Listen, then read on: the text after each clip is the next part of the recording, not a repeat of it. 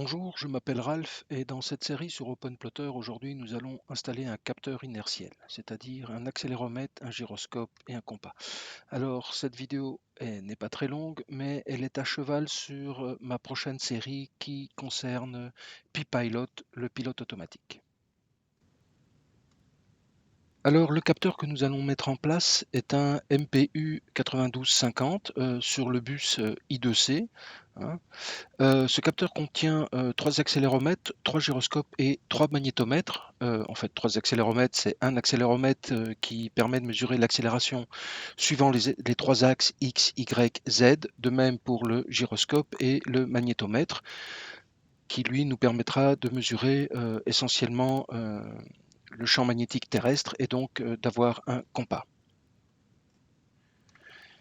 Bon, le bus I2C, je vous invite à voir les vidéos précédentes sur les bus informatiques et l'installation du capteur de température qui utilise déjà ce bus I2C. Alors, concernant les 3 axes, ils sont écrits sur la petite plaquette. Ici, on voit l'axe X qui va de ce côté-ci. L'axe X pointera vers l'avant du bateau. L'axe Y qui est transversal sera transversal au bateau. Donc, ce côté-là sera bâbord, ce côté-là sera tribord. Et l'axe Z qui pointe vers le haut pointera vers le haut du mât. Donc, ça, c'est l'avant du bateau, transversal et le haut du mât. Petite information, donc le gyroscope va mesurer les angles, le magnétomètre, c'est simple, le champ magnétique. Par contre, les accéléromètres, comme son nom l'indique, va mesurer une accélération suivant les 3 axes.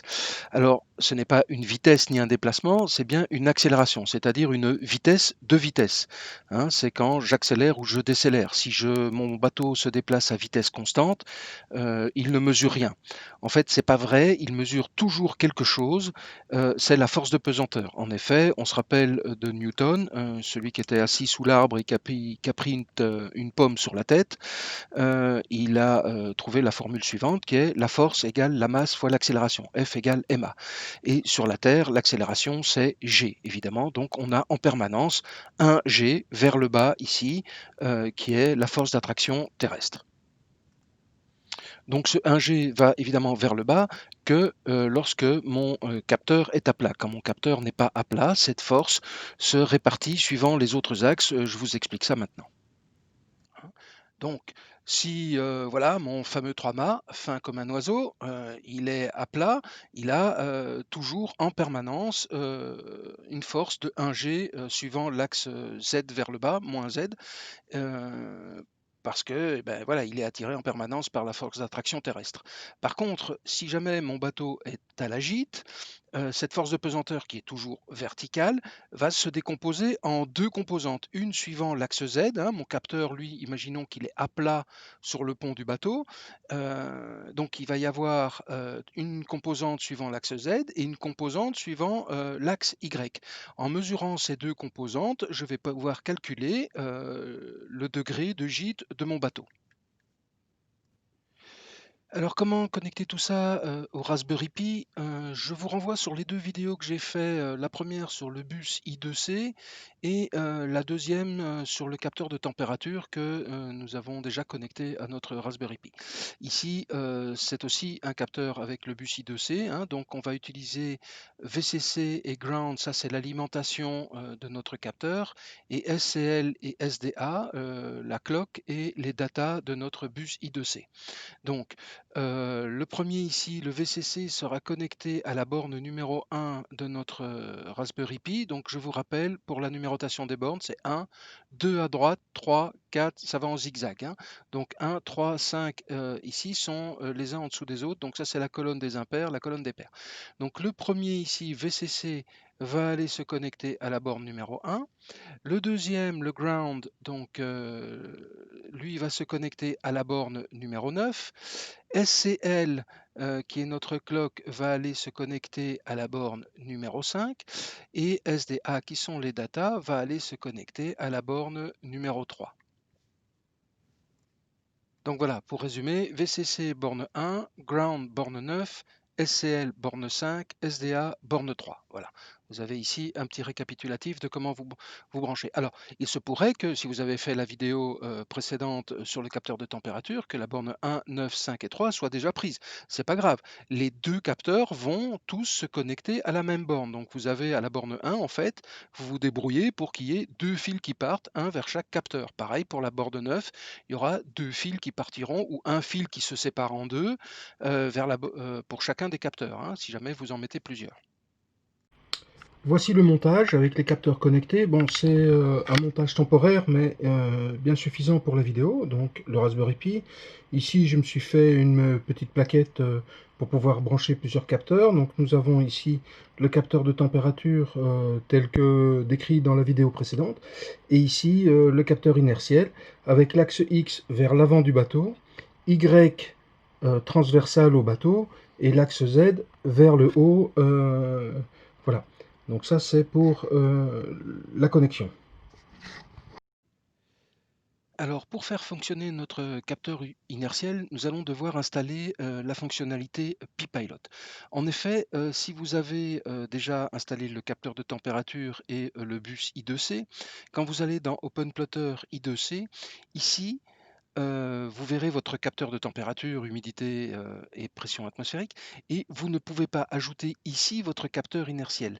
Ce n'est pas ici que ce capteur s'ajoute dans l'interface PiPilot. Alors pour ça, évidemment, il faut activer le PiPilot, donc on ferme ceci, on clique sur la framboise, OpenPlotter, Settings, et dans Settings, quand vous avez la liste des fonctionnalités ici de OpenPlotter, vous cliquez sur Refresh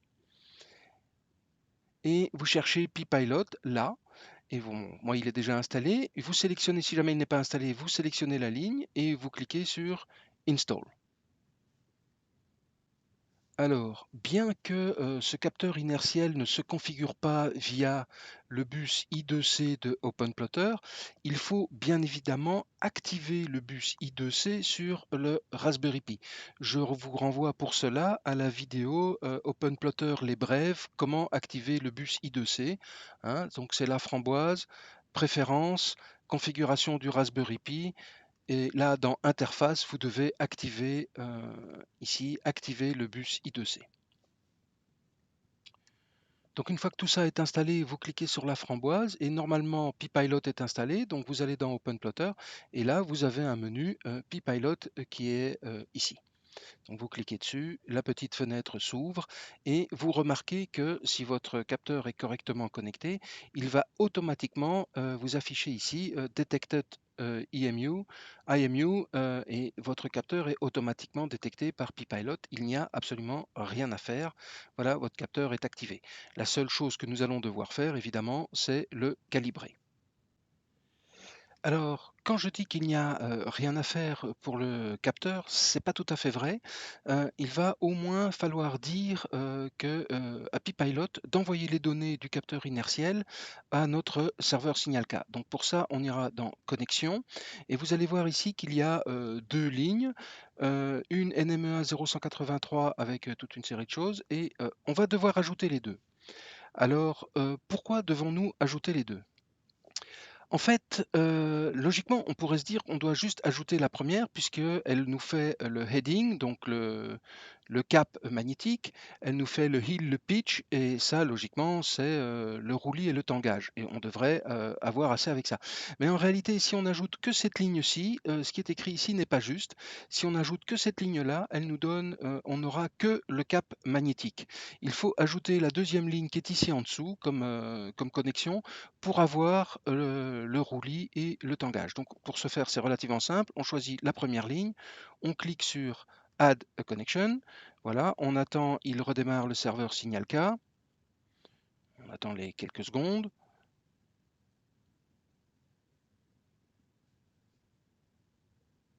Voilà, on fait la même chose avec la deuxième ligne. On la sélectionne et on fait ajouter une connexion. On attend que de nouveau le serveur SignalK redémarre. Voilà, et donc j'ai une ligne en vert parce que c'est du NMEA 0183, une ligne en jaune parce que c'est du signal K. Et donc, si on va directement déjà maintenant dans le serveur signal K, en cliquant sur la petite bouteille là-haut, et que l'on va dans... alors ici on voit qu'il y a les deux connexions, un Pi-Pilot NMEA 0183 et Pi-Pilot Signal K. Bon, moi j'ai mon GPS et j'ai le bus I2C avec mes températures, tout ça fonctionne. Le AIS ne fonctionne pas encore, ça sera de toute manière pour une autre vidéo. Donc si je clique sur Data Browser, je vais voir ici dans la liste le roll et le pitch. Donc le roll c'est mon roulis et le pitch c'est mon tangage. Alors Yo est bizarrement nul, je n'ai pas réussi à l'activer, je ne sais pas s'il y a une raison à ça. Je vais chercher, mais bon, pour l'instant c'est pas vraiment très important. Et alors un peu plus bas, vous aurez Navigation Heading Magnétique et qui est ici le nombre de degrés par rapport au nord quand votre capteur sera étalonné, bien évidemment, avec Pi-Pilot NMEA. Hein, on voit ici OpenPlotter I2C Pi-Pilot, c'est le roll et le pitch, et Pi-Pilot NMEA, c'est mon cap magnétique. Bon, maintenant passons à la partie un peu plus touchy qui est l'étalonnage ou calibration.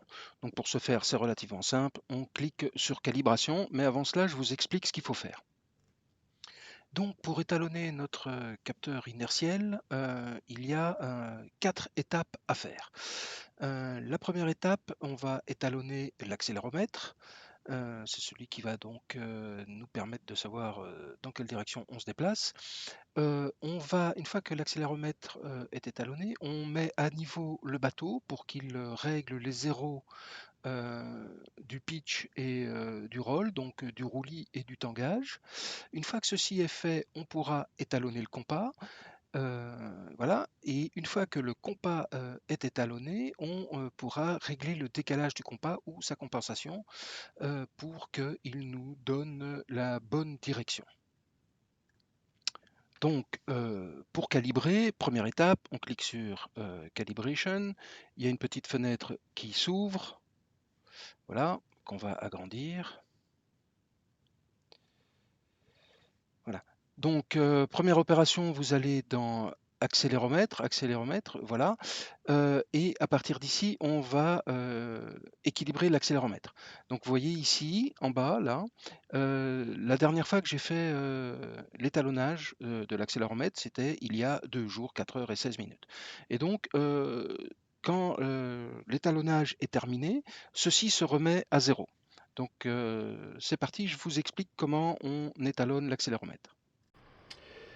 Donc, voici le capteur avec l'axe X vers là-bas, donc c'est l'avant de mon bateau.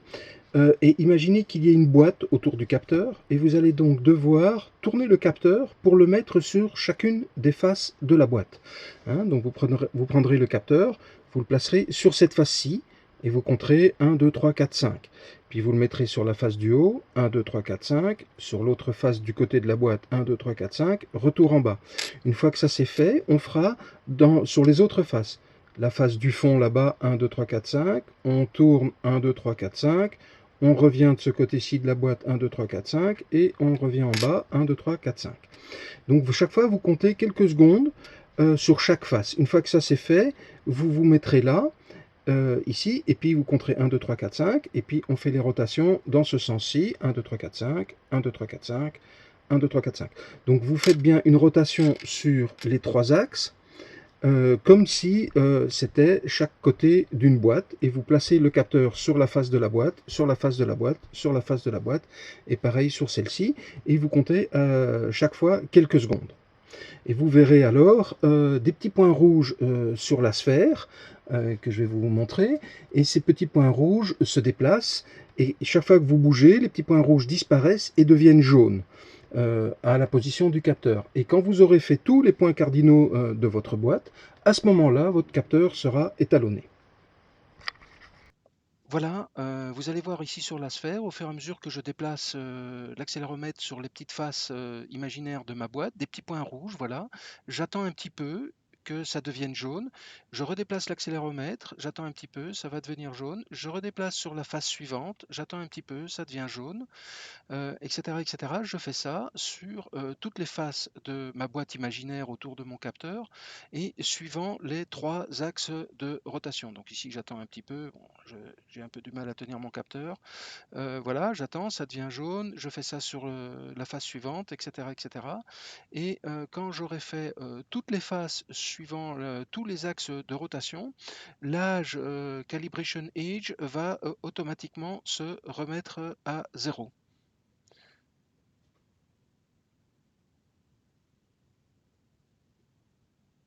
Voilà, l'âge ici, calibration age s'est remis à 0. Ça veut dire que mon capteur accéléromètre est étalonné.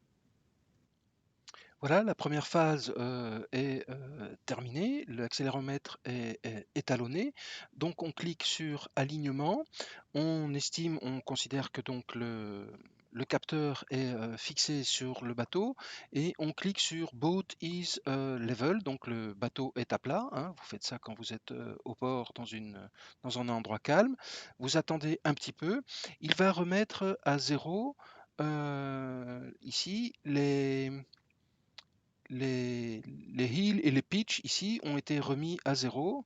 Heal, roll, pitch, roll et heal ont été remis à 0 parce que j'ai considéré que mon bateau était à plat.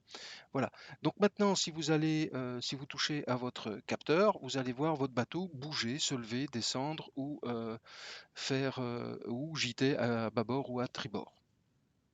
Voilà, je vais bouger mon capteur et vous allez donc voir mon bateau ici sur l'écran bouger, plonger dans la vague, remonter au-dessus d'une vague, ou gîter sur bâbord ou gîter sur tribord.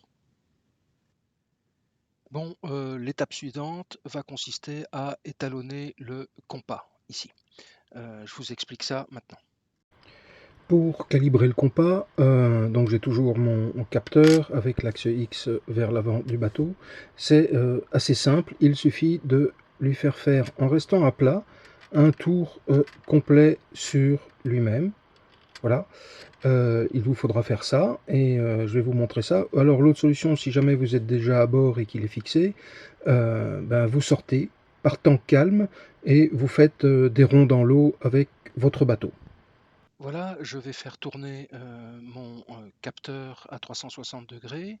Et vous allez voir les petits points qui apparaissent tout au long du cône et ça va faire un tour. Alors ne tournez pas le capteur trop vite, hein, qu'il ait le temps de faire des acquisitions des points. Vous voyez les petits points rouges qui font tout le tour et qui disparaissent. Donc j'ai fait un 360 dans un sens et puis j'ai refait le 360 dans l'autre sens, sinon j'avais des nœuds dans mes câbles. Et vous allez voir que Calibration Age, ici en bas de l'écran, a été remis à 0 dès que l'étalonnage est terminé. Voilà, la dernière phase va consister à mettre l'offset, donc le décalage de notre compas. Donc je retourne dans alignement, voilà. Et en fait, ici, il me dit que mon compas est au 321. En réalité, j'ai pris ma boussole et mon bateau est censé pointer au 270. Donc, je vais régler ici l'offset pour que mon heading devienne 270. Donc, pour ce faire, je change simplement ici le chiffre. Soit je le tape, soit je fais moins, moins, moins. Voilà, jusqu'à ce que j'arrive au 270.